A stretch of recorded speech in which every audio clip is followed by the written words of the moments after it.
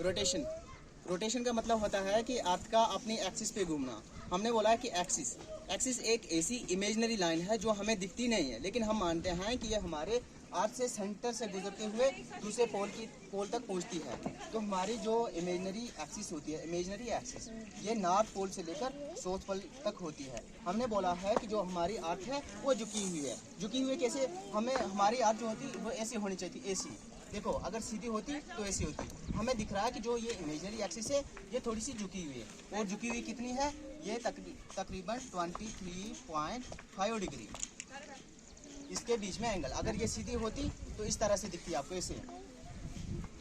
लेकिन ये झुकी हुई है तो हमें ऐसे दिखती है। और इसके बीच में जो एंगल आता है वो 23.5 डिग्री 23.5 डिग्री आता है।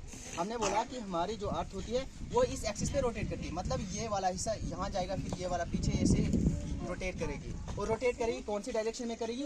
वेस्ट टू ईस्ट डायरेक्शन में। देखो, इससे हमें कैसे पता चलता है कि ये हमारी वेस्ट टू ईस्ट ही रोटेट करेगी? जब ही हम सुबह उठते हैं तो हम देखते हैं कि जो हमारा सूर्य राइज होता है, सनराइज कहाँ से होता है? ईस्ट से होता है। कहाँ डूबता है? वेस्ट में। अब हम बोलते हैं कि सनराइज होता है, लेकिन असल में क्या होता है कि हमारी जो अर्थ है वो रोटेट कर रही है, हमारा सन मूव नहीं कर रहा है। इससे क्या होता है कि अगर हमारी अर्थ वेस्ट टू ईस्ट मूव कर रही है तो इसका मतलब जो हमें सन दिख रहा है या दूसरी बॉडीज दिख रही है, हेवनली बॉडीज, वो हमें दिखेंगी कि वो ईस्ट से वेस्ट की तरफ जा रही है। अब कैसे होगा? देखो, आप जब भी हम गाड़ी में ट्रैवल करते हैं तो क्या होता है, जब भी हम आगे की ओर जाते हैं तो हमारे जो आसपास के पेड़ पौधे होते हैं वो हमें दिखता है कि वो पीछे की ओर जा रहे हैं। अगर हमारी अर्थ वेस्ट टू ईस्ट मूव कर रही है, इसका मतलब अर्थ के बाद या आपके इर्द गिर्द जो भी दूसरी चीज़ें होंगी तो वो हमें दिखेगा कि वो अपोजिट मूव कर रही हैं। अगर हम बोल रहे हैं कि अर्थ हमारी वेस्ट से लेकर ईस्ट तक रोटेट कर रही है, वेस्ट से ईस्ट की तरफ, तो इसका मतलब जो दूसरा सन होगा, दूसरे स्टार्स होंगे, दूसरी मतलब बॉडीज होंगी इर्द गिर्द उसके, वो हमें लगेंगी कि वो ईस्ट से लेकर वेस्ट तक चल रही हैं। और इसीलिए हम बोलते हैं कि हमारा सन ईस्ट से उगता है और वेस्ट में डूबता है। अब देखो, इससे क्या फ़र्क पड़ता है कि हमारा जो अर्थ का रोटेशन है तो उसकी वजह से क्या क्या बदलाव आते हैं या क्या क्या हमें देखने को मिलता है। तो सबसे पहली बात, जो हम दिन और रात देखते हैं। अब होता क्या है कि देखो, ये हमारी अर्थ आ गई,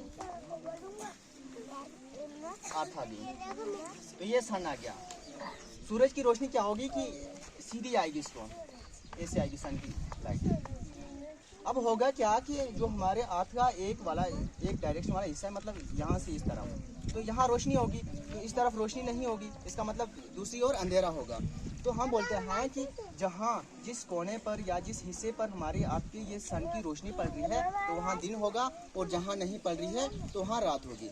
अब होता है क्या कि ऐसा तो होता नहीं कि मतलब कंटिन्यूसली ये एक जगह दिन ही होता है, एक जगह रात होती है। हमारी अर्थ रोटेट कर रही है, और रोटेट कितने टाइम में कर रही है? 24 आवर्स में।